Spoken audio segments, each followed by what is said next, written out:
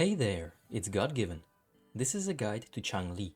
Changli is an amazing pickup for any player. She has gorgeous design, an interesting kit, and humongous damage output. She is quite versatile and can be played either as a main DPS or as a quick swap sub DPS, with an insanely good outro skill which makes her future-proof. Honestly, I see no reason to skip her, so if you're skipping, you're tripping. Unless you spent all your currency on Jinshi, of course, can't blame you for that.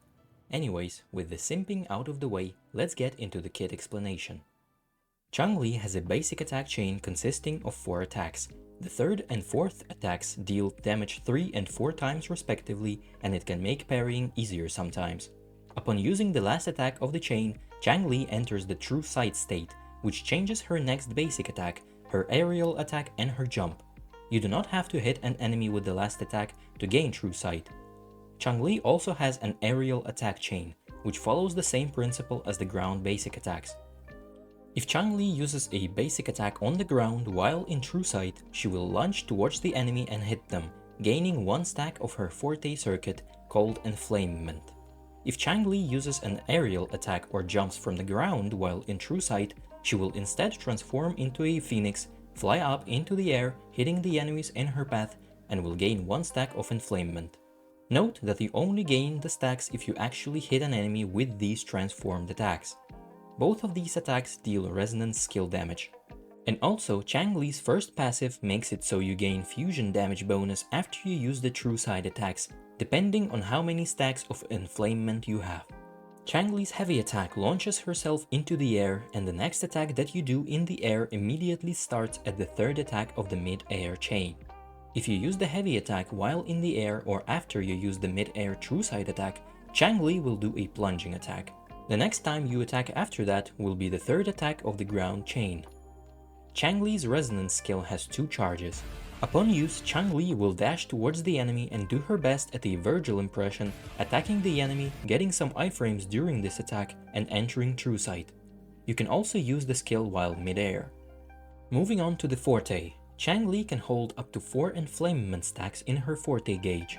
Once you have 4 stacks, your heavy attack transforms into a huge nuke, which is considered resonance skill damage. Changli also gains a 40% damage reduction while casting this skill, but most of the time it will not be useful, because you can initiate the heavy attack and immediately swap to another character. Changli will still finish the attack and you won't have to stand still during the animation.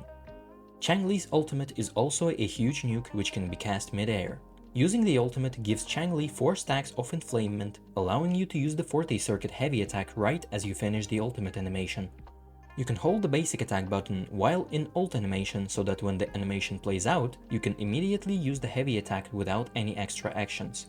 Using the ultimate also makes it so that if you use the Forte heavy attack within 10 seconds after the ultimate, Changli will gain a 25% attack boost.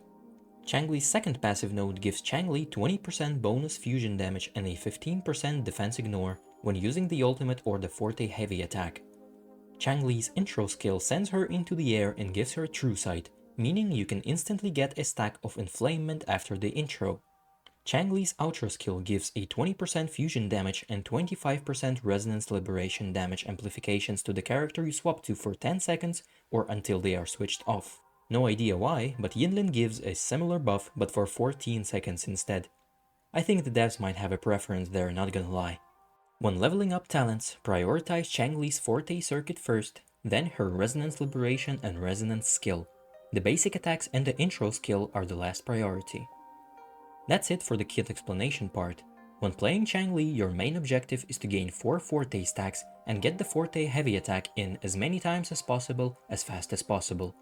The rotations to achieve that will be explained a bit later. For now, let's get into how to build Changli. Starting with the weapons, Changli's best in slot weapon is her signature Blazing Brilliance. Her second best option is the standard 5-star weapon Emerald of Genesis. After that come the 4-star options with the attack percent substat, Commando of Conviction, Lunar Cutter, Lumen Gloss and the Sword number 18. If you don't have any 4-star weapons, then Sword of Night is a solid 3-star option. For those of you that have the Emerald of Genesis and are wondering whether you should pull for this signature weapon or not, the damage difference between them is only 10 to 15%, so I wouldn't recommend you to pull the weapon, unless you're going for the drip and the fashion of course. Moving on to the echoes. For the main stats, go for attack percent on the 1 costs, fusion damage on the 3 costs, and crit rate or crit damage on the 4 costs, depending on which one you have less substats of, or if you have a 5-star weapon, go for the opposite of the weapon's substat. Going for attack percent on the 3-cost echo can also be fine, as Changli gains quite a bit of fusion damage from her kit's passives. For the substats, prioritize getting crit rate and crit damage, then attack percent, then flat attack and resonance skill damage. It's great if you can get a few energy regen subs here and there, and finally, resonance liberation damage is also nice to have. Go for a 4-3-3-1-1 setup if you have good 3-cost echoes with fusion damage bonus. If not, then using 4-4-1-1-1 is also a solid option.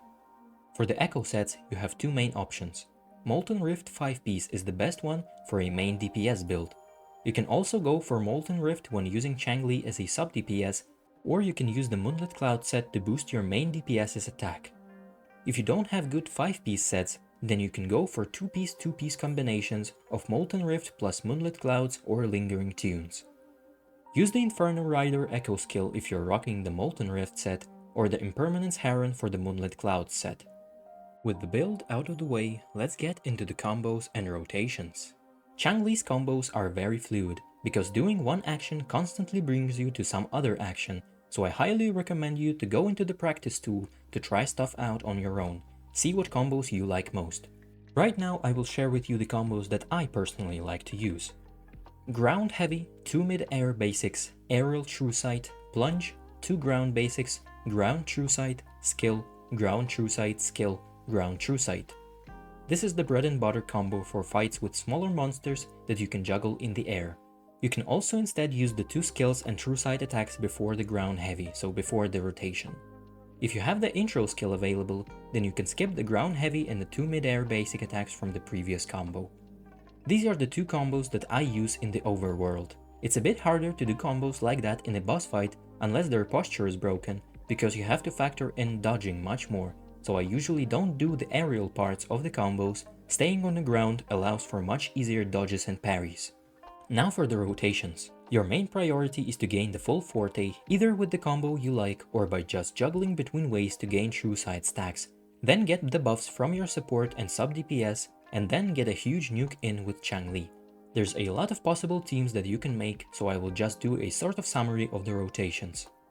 First, do Changli's combos to gain the full forte stacks. Switch to your support, get their rotation, echo skill and outro buff in, swap to the sub DPS, do the same with them, then swap back to Changli, use her echo skill if possible, then her forte circuit heavy into ultimate, into another forte circuit heavy, cancel the animation by swapping to another character, build the concerto energy and repeat.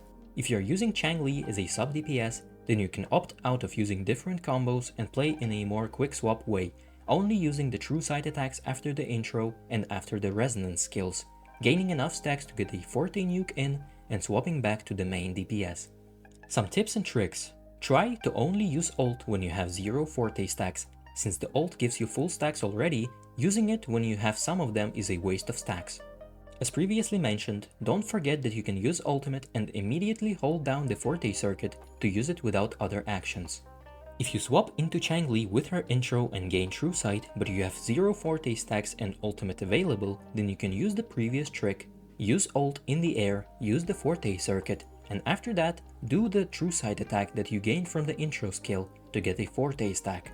The last tip I have for you is to win your 50-50s, because losing is for losers. Now let's get into the teams. Note that when I will say support further down the line, I imply that this character can utilize the rejuvenating glow set and can buff the team somehow, so characters like Verena, Baija and Jianshen or other future supports. Changli's roles are main DPS and sub DPS, so starting with the main DPS teams, Changli Tao Chi support is a team where Changli is a hyper carry and has 2 supportive characters. Tao Chi gives 38% resonance skill damage amplification to Changli with her outro, gives some shields and uses the Moonlit Cloud set.